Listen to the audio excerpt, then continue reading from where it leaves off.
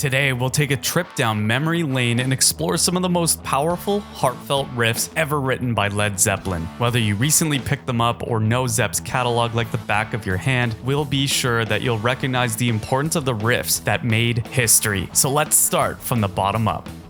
At number 10, we have the Immigrant Song. Nothing, and we mean nothing, gets our blood pumping like the opening riff on the 1970s classic Immigrant Song. This track opens the band's third album with a roar. You're instantly captivated by Jimmy Page's razor-sharp riffage, Robert Plant's high-pitched scream, and the rhythm section pummeling away like a heavy metal tour de force. Speaking of which, many argue that this tune marked the birth of this little thing called heavy metal. Either way, the track is under 2.5 minutes long, and its Viking theme was inspired by the group's trip to Iceland, aka the land of the ice and snow. Despite its Viking themes, Robert Plant was actually inspired to write the song after Led Zeppelin's concert in Iceland, feeling the landscape evoked a rugged Norse mythology. A true rallying cry and a fitting way to get this countdown going.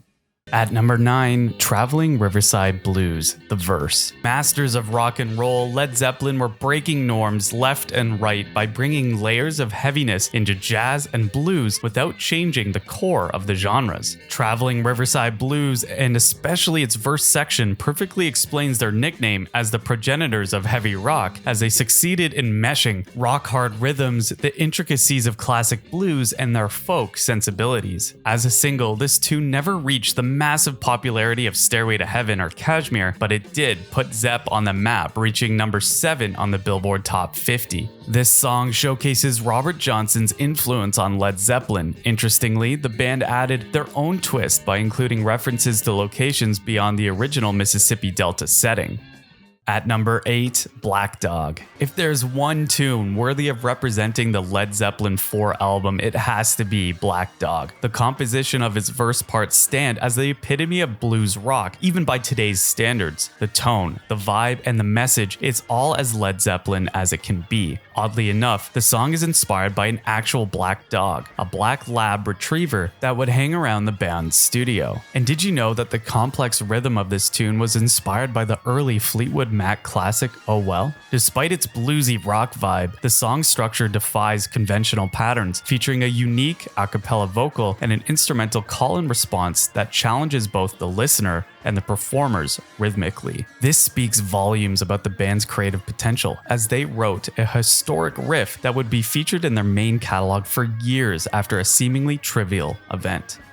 Number 7, Heartbreaker theme. When you make a riff as strong and impactful as this, it would be a waste not to base an entire song around it. Page, John, Plant, and Bonham were seemingly perfectly aware of it, as Heartbreaker is essentially comprised of several variations of one of their most magical chord progressions. Jimmy Page's iconic, unaccompanied solo in Heartbreaker was actually recorded in a separate session from the rest of the song and spliced in, showcasing early studio innovation. The late, great Eddie Van Halen remarked that this song had a tremendous influence on his own playstyle, not to mention that the even world-renowned producer Rick Rubin dubbed it one of the greatest riffs in rock. At number 6, we have Kashmir. The sting of heavy rock mixed with a dash of jazz, layered with the drama and suspense of orchestral keyboards. We describe the opening riff of Kashmir this way, but it would hardly do this masterpiece justice. Led Zeppelin was famous for experimenting with different styles, often within the same compositions, but they outdid themselves with this one. It's possibly the quirkiest and most memorable riff of Physical Graffiti. Despite its Middle Eastern influences, none of the members had visited Kashmir before writing the song. The inspiration actually came from a drive-through of the Sahara Desert. Also, the iconic strings section in Led Zeppelin's Kashmir wasn't recorded with a traditional orchestra. Instead, John Paul Jones masterfully created it using a mellotron, a keyboard-like instrument that plays tape-recorded samples of actual orchestral instruments, the one made famous by this little band called King Crimson back in 1968.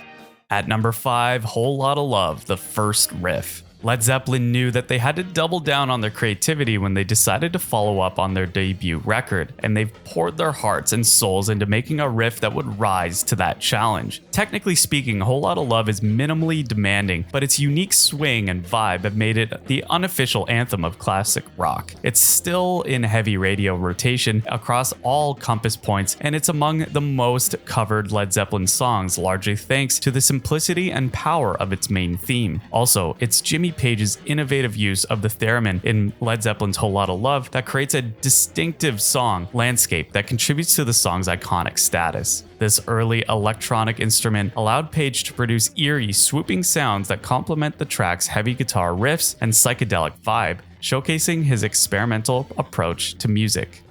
At number 4, the Wonton Song, the first riff. Featured on the fourth or double B-side of the iconic Physical Graffiti, the Wonton Song stands in stark contrast to improvisations and recorded jam sessions that made the final cut like Sick Again and Boogie with Stu. The first and main riff is surprisingly simple compared to the rest of this double album, but it's easily one of the most infectious licks Page ever wrote. In its straightforwardness, it allows all individual instruments to shine their brightest and reflect the quality of musicianship of each Zeppelin member. This track's relentless energy with the result of the band's desire to capture a live feel in the studio, often playing together in the same room to ensure cohesion.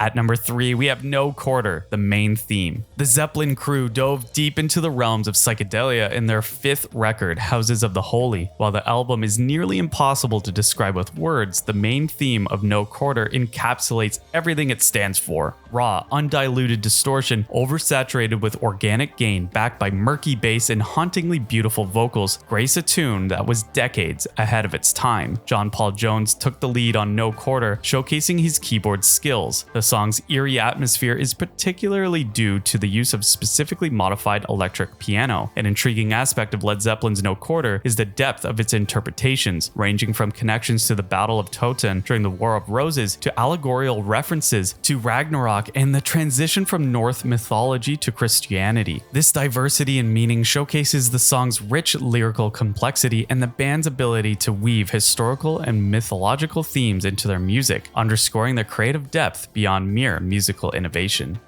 At number 2, When the Levee Breaks, the first riff. Originally composed by Kansas Joe and Memphis Minnie, Led Zeppelin drew inspiration from When the Levee Breaks and made their unique version in 1971 for their Led Zeppelin 4 record. The band was always wearing their blues influences on their sleeves, but never more so than in the main riff of this tune. The authentic Zeppelin tone and vibe are as present as in When the Levee Breaks as ever, but it stands out from their other songs listed in the record with a distinctly country-oriented focus. The distinctive drum sound was achieved by recording John Bonham playing in a 3-story stairwell, utilizing natural echo to enhance the percussive impact.